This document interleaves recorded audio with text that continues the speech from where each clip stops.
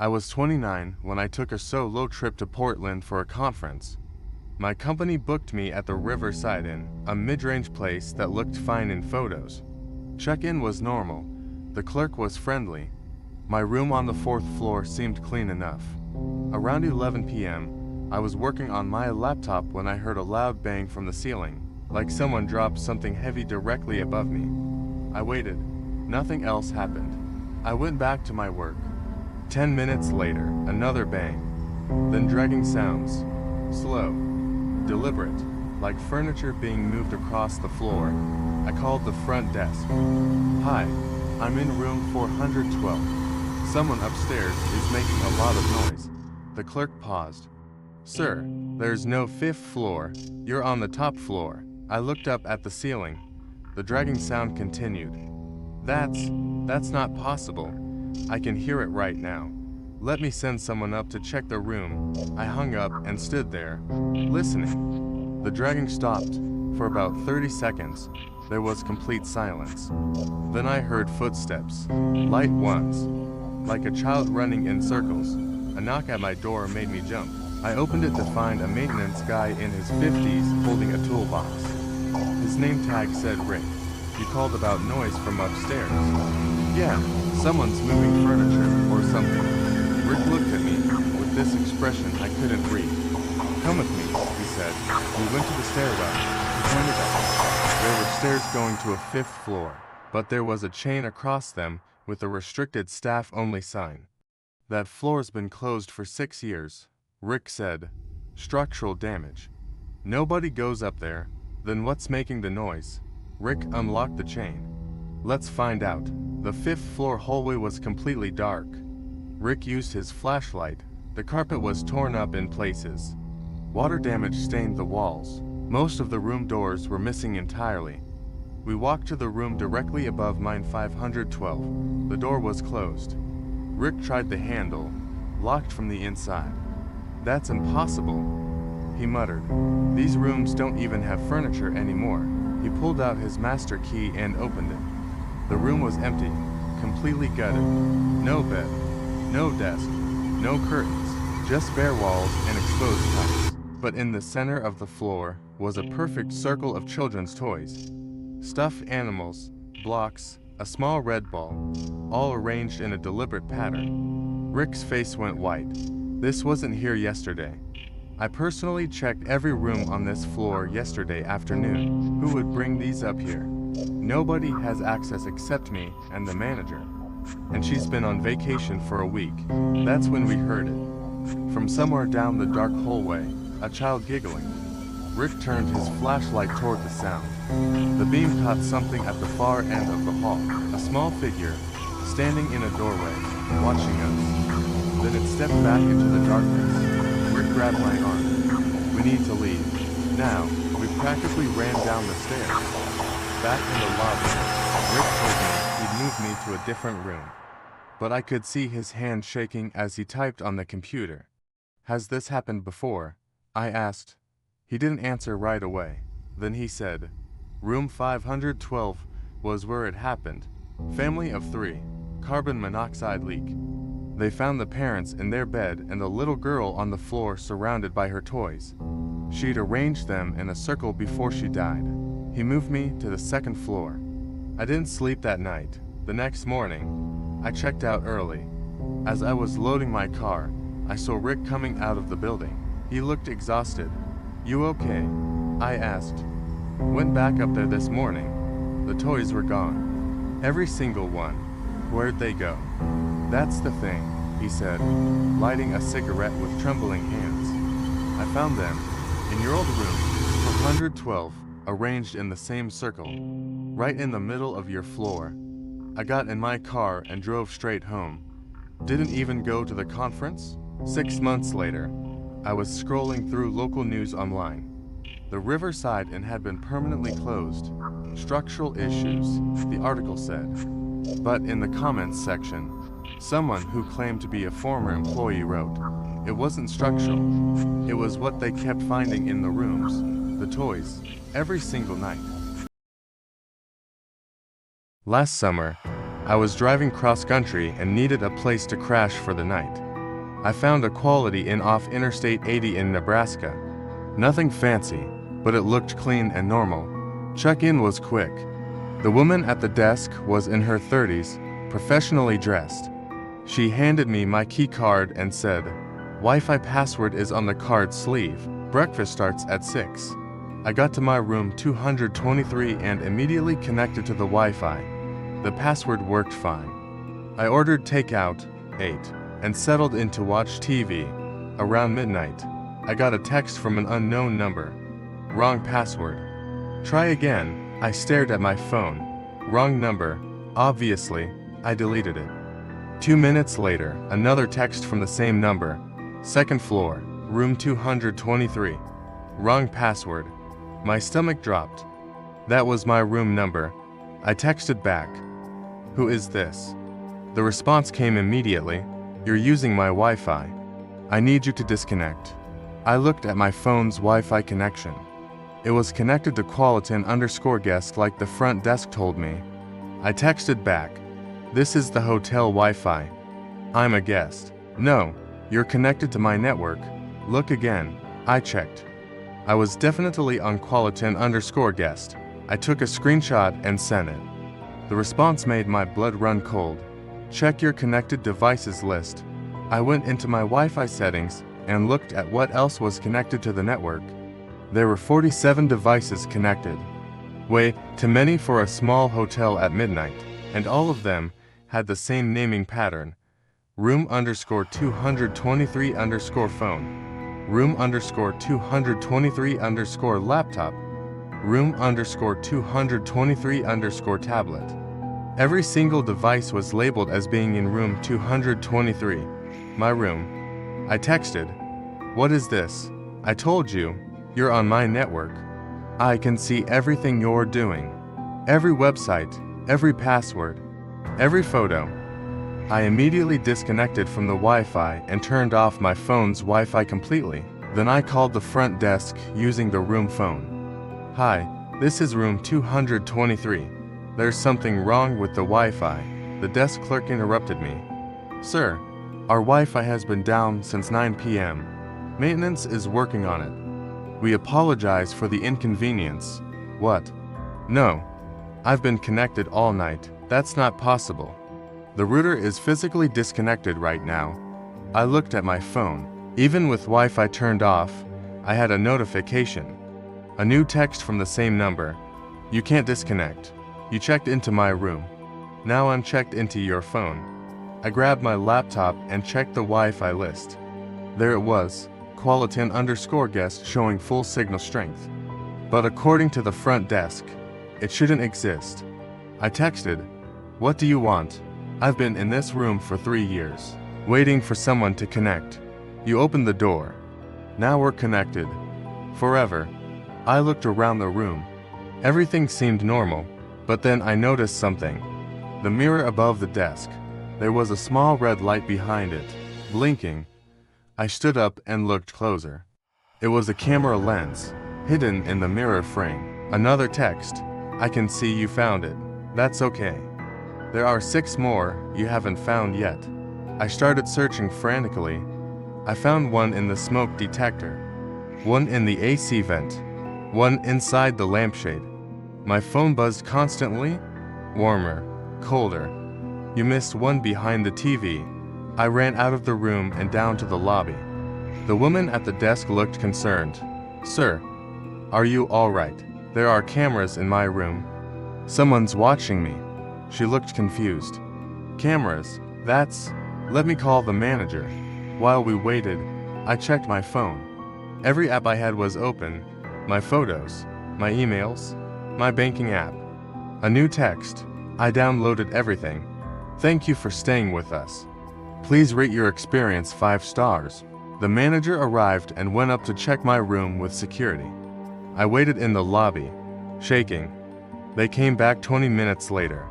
"Sir, there are no cameras in your room. We checked thoroughly, but I saw them. We found nothing. Not even holes where cameras would have been mounted." "Are you sure you're feeling okay? Have you been drinking?" I showed them my phone, the text, the connected devices list. The manager frowned. This number. It has our area code. But double quotes, he dialed it from his phone. We all heard it. Faint, but clear. A phone ringing. Inside the walls, the manager's face went pale. That's room 323. Directly above yours. Who's staying there? No one. That room has been locked since 2021. A guest died in there. We found him after 3 days. Laptop open. He'd set up a whole surveillance system to spy on the room below his. When we cleaned out his stuff, we couldn't find his phone. We assumed he'd lost it before checking in. The ringing stopped. My phone buzzed one last time. Thank you for finding me. The battery was getting low. See you on the next floor. I left everything in my room except my wallet and keys. Drove through the night. Didn't stop until sunrise. 3 weeks later, I got a notification that someone had tried to log into my email from Nebraska. The IP address traced back to that Quality Inn. I changed every password, got a new phone. But sometimes, late at night, my new phone's Wi-Fi list shows a network that shouldn't exist. Room _223 guest. I never connect to hotel Wi-Fi anymore. Have you ever stayed in a hotel that felt alive? Not with the bustle of guests, but with something else entirely? Something old and quiet, watching from the shadows. I'm standing at the entrance to the Harborview Hotel, a place that seems frozen in time. From the outside, it's a monument of brick and stone, a relic of a bygone era. Grand arches, ornate carvings, windows that look like 1,000 unblinking eyes staring out at the sea. It promises luxury, history, a story in every room. But as you step inside, the story changes. The air grows heavy, thick with the scent of aged wood, salt, and something else. Something you can't quite name. The lobby is grand, just as you'd expect. A cavernous space with a high, vaulted ceiling from which hangs a chandelier that seems to absorb more light than it gives off. The marble floor, though impeccably polished, reflects a distorted, hazy version of the world. The silence here is what gets you first. It's not just quiet. It's a profound, expectant silence. You can hear the faint hum of the building itself, the creak of its ancient bones settling. The reception desk is dark, unmanned.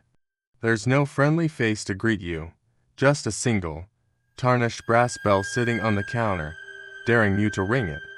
You almost expect a figure to emerge from the shadows, but no one ever does. Your key is simply there, waiting. Room 313. Making your way to the elevators is the first real test.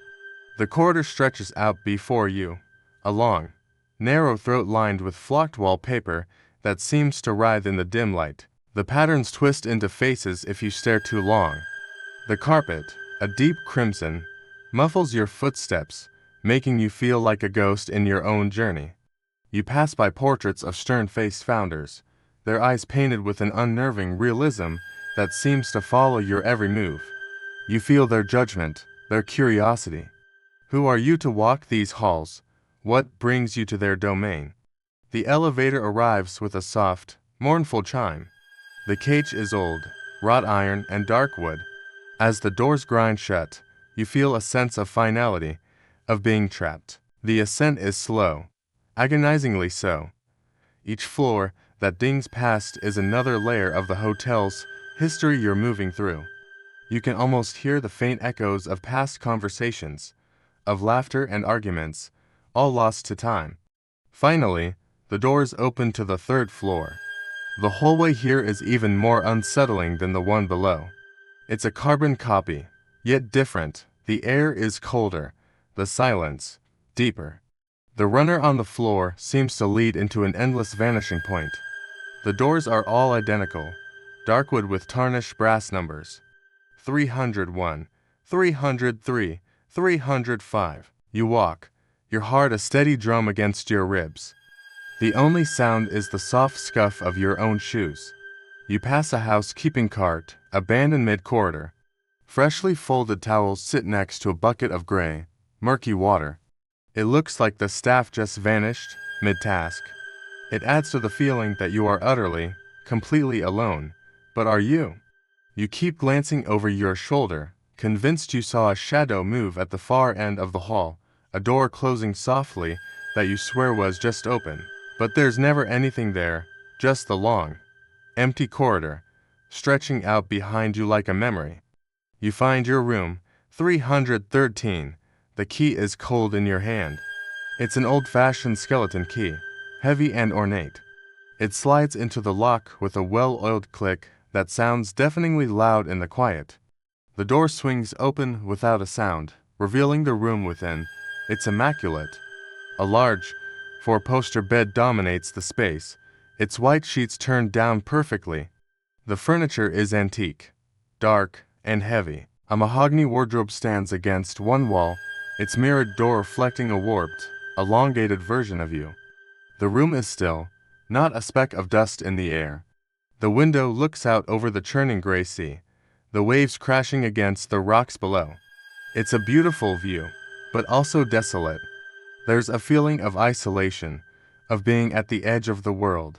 You're a visitor in a place that has seen thousands before you and will see thousands after. You are temporary, the hotel is eternal.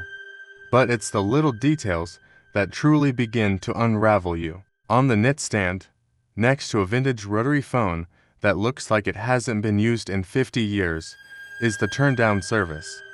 Two small, perfectly wrapped chocolates resting on a crisp, white doily.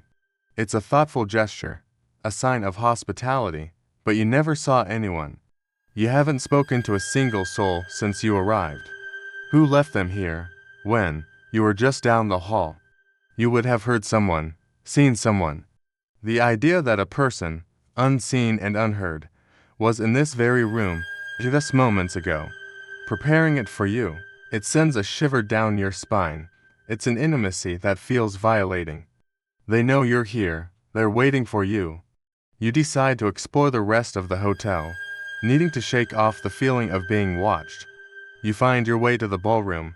The double doors are slightly ajar, and you push one open. The room is vast, empty, and steeped in shadow. A grand piano sits on a raised dais, its keys covered by a layer of dust. The parquet floor is scuffed and worn, telling tales of countless dances, of elegant couples waltzing under the light of chandeliers that now hang dark and silent. You can almost hear the ghost of an orchestra, a faint, melancholic melody carried on the drafts that whistle through the ill-fitting window frames. You walk to the center of the room and stand there, a solitary figure in a cathedral of forgotten celebrations. The sheer scale of the emptiness is overwhelming.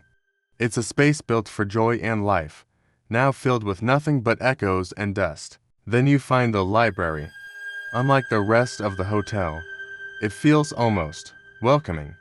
Floor-to-ceiling shelves are packed with leather-bound books. The air smells of old paper and leather. There are comfortable armchairs arranged around a cold, stone fireplace. It feels like a sanctuary, a place of quiet contemplation. You run your fingers along the spines of the books, reading titles from 100 years ago. You pull one out. It's a book of local sea shanties and folklore. You open it to a random page and find a story about a woman who vanished from the Harborview Hotel in the 1920s, last seen walking towards the cliffs. You quickly put the book back, the comfortable silence of the library suddenly feeling heavy again. Every corner of this place has a story, and not all of them are pleasant. As night falls, the hotel transforms, the shadows lengthen and deepen, and the building seems to exhale. The faint sounds you heard before the creaks, the groans become more pronounced. It's the sound of the hotel settling in for the night. Or maybe, waking up. You return to your room, the walk back down the corridor, feeling 10 times longer than before. Every flicker of the old gas-style lamps on the walls makes the shadows dance. You lock your door, the heavy bolt sliding home with a reassuring thud. But you know it's a false sense of security. The real unease comes from within the room. You sit on the edge of the bed, the mattress sighing under your weight. You look at the chocolates on the nightstand. They're still there, untouched. A silent invitation, a mystery you can't solve. You try to sleep, but it's impossible. Every sound is magnified. The whistle of the wind outside sounds like a mournful cry. The rhythmic crash of the waves is a constant, unsettling heartbeat. You lie in the dark, staring at the ceiling, your mind racing. You think about the empty lobby, the abandoned housekeeping cart, the unseen hand that left the chocolates. The harbor view, in just an old building, it's a character in its own right, a silent observer, a keeper of secrets. It doesn't need ghosts or jump scares to be terrifying. Its power lies in its atmosphere, in the psychological game it plays with you. It isolates you, makes you question your own senses, and fills you with a creeping dread that's impossible to shake. This place is a master class in quiet horror, where the scariest thing is the profound, unnerving stillness and the feeling that you are the only person left in the world. And as you lie there, you notice something new. A faint, almost imperceptible scent of perfume in the air, something floral and old-fashioned. And you know, with a certainty that chills you to the bone, that you are not alone in this room. Thanks for watching. If you enjoy exploring the unsettling and the unexplained, consider subscribing for more journeys into the unknown. Stay curious.